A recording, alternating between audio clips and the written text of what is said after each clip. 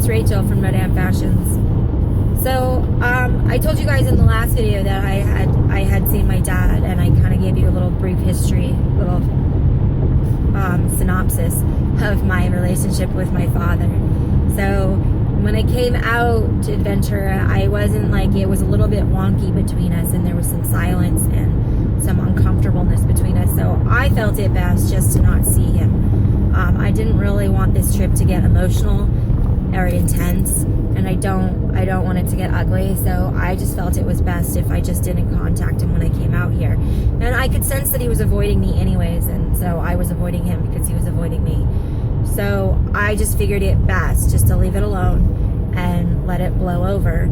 And so I didn't contact him while I was out here, and he kind of reached out to my little sister, and at first he was very aggressive about it and was just like, well, I'm avoiding Rachel because she's emotional and she's going to get hysterical. And he had all these preconceived notions of how I was going to respond to him and what my temperament was going to be like. So he had already decided in his head that if he tried to talk to me or communicate to me, this is exactly how it was going to be. This is exactly what Rachel's going to say. This is how Rachel's going to feel. And so I'm just going to avoid her because I can't deal with her emotional hysteria. And that's literally what he called it, emotional hysteria.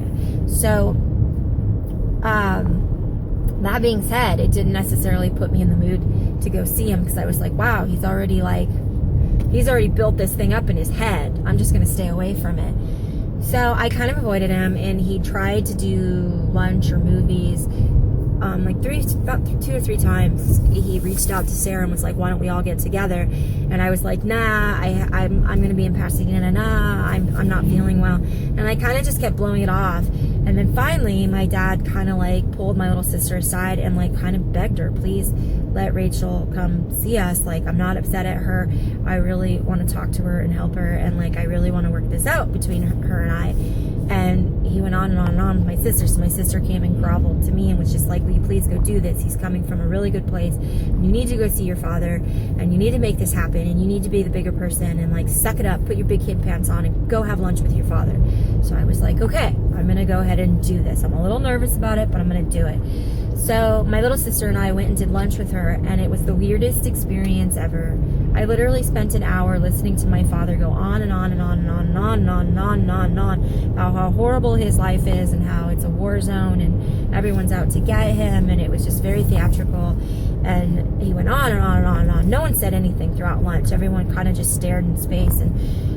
And there was a few moments, I admit it, my body language definitely gave off the impression that I was uninterested, and I kept looking at the door because I couldn't figure out, A, why he was telling me all this, and B, it was all stuff I've heard before. And so, I mean, my body language really did express that I was uninterested. And it wasn't coming from a place of complacentment. It was just coming from a place of just like, you know, when somebody's talking to you and you've heard it 50,000 times and you're just like, okay, we can go now. And I just didn't understand why he was telling it to me. And there was a few times I did kind of drift off into my own imagination, I admit it. I was really hard to focus and pay attention because my dad, if you've ever met him, which most of you haven't, he can go off on a tangent and it can last hours. Hours. And it's just him dialogue. So, if you guys wonder how I got it, why I talk so much. But he was just going on and on and on and on. And so we finally left, and then he cornered me in the car, and he asked me a question, and my voice, my tone in my voice sounded tired and a little bit agitated. And it came from a place of just like, I'm so tired. Like, it was the same questions that he's asked me for the last 3 months, and I've repeated the same thing verbatim. And so there was a little inflection in my voice of just like, there was a sound of just exhaustion. And in that exhaustion, there was a little bit, sounded a little tense because it was just like, I'm tired of repeating myself. And he immediately got really, really hostile and was just like, why are you blaming me?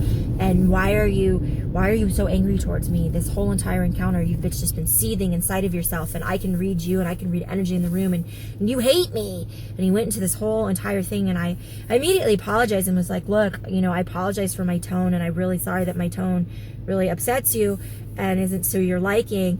I'm just tired and I'm exhausted, and it's not personal. It's not about you. I'm not angry at you. I'm not attacking you.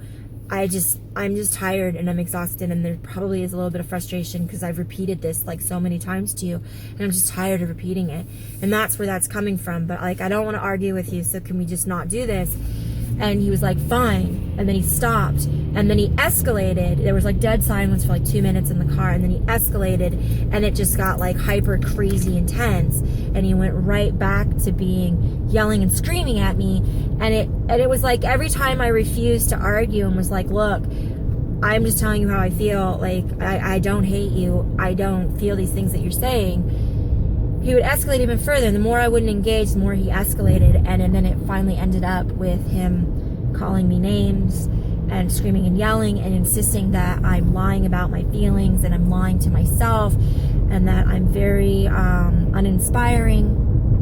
And he's losing enthusiasm for me as a person and for what I do and the relationship that we have. And it was just like, it escalated into this huge entire thing with him screaming and yelling at me. My stepmom gave me a hug and apologized to me in my ear and just went upstairs into their office. And my little sister just hit beeline to the car. And it was like, I couldn't even engage in any of it because I didn't identify with anything that he was saying. And it was the first time I didn't actually take the bait. It was the first time I actually looked at him and I recognized the stupid carrot and the bait that he was dangling in front of my face. And he was trying to slam buttons that he's always been able to slam. The problem is that I've done so much therapy in the last 5 years. Those buttons aren't where he thinks they are. And so I didn't have any of those reactions that he was expecting. Those preconceived notions that he thought were going to happen didn't happen. I moved those buttons. That's what NLP is all about. That's what EMDR is all about. It's attaching new emotions to experiences. And so those buttons that he slammed, they're bunk. They don't work anymore. And it's the first time I've ever experienced that, to be quite honest. It was interesting. I want to talk about therapy that works. I had no response, no reaction, no emotional response whatsoever. Like, I didn't know what to do with what he was doing. I just knew I wanted to get out of there because it was escalating. And my dad is violent.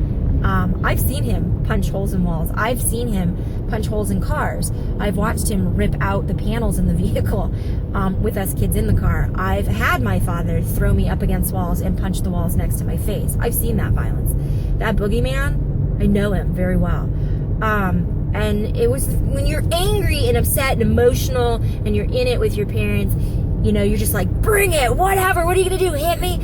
And not having an emotional response and being very calm and clear while all this was happening, I noticed for the first time I was afraid of him. It was the very first time I ever noticed it. He actually went around my vehicle and went towards my car and came towards me, and I actually flinched. I actually caught myself flinch and pull away from him. I was terrified he was going to hit me. And it's the first time I've ever felt that fear towards my father. And I've seen all of his ugliness. I've seen his violence and his rage. And it was the first time I was actually afraid. And I think because he didn't get any emotional rise out of me. So I was very aware of the fact that he was escalating and he wasn't coming down. He was actually going up further and further. And so when there was finally an opportunity, I split. I literally split. I left. And I haven't heard from him since. And it's been like 3 or 4 days. And I don't know if I'm going to, and I don't know whether or not I should reach out or what I should do, because he still is my father, regardless of whatever behavior, or, you know, I don't condone his behavior, and I don't condone that whole entire interaction, but at the same time, regardless of how emotionally crippled he is, or inept to actually deal with his feelings at 60, he's still my dad. He's still family. I will always love him. I will always love him. I might not always understand him or see eye to eye. He's still my dad. And so, you know, it's one of those things. Like, I don't know what the right decision is or how to handle it. But it was definitely, it was interesting. It was the first time I had ever seen my childhood in a whole different light. And it was because I realized that I grew up. And my dad is exactly where I left him as a little girl. And that's really, really sad. It's really sad. And I don't really know how to have a relationship with him or how to try to find some kind of common ground, because I really feel like he has a lot of resentment and a lot of anger towards me. And I don't think that's ever been resolved or ever been dealt with clearly. And I hope that someday we can find resolve with it and work through our differences. I honestly do. But for now, it is what it is, and we're at an impasse, so I don't know.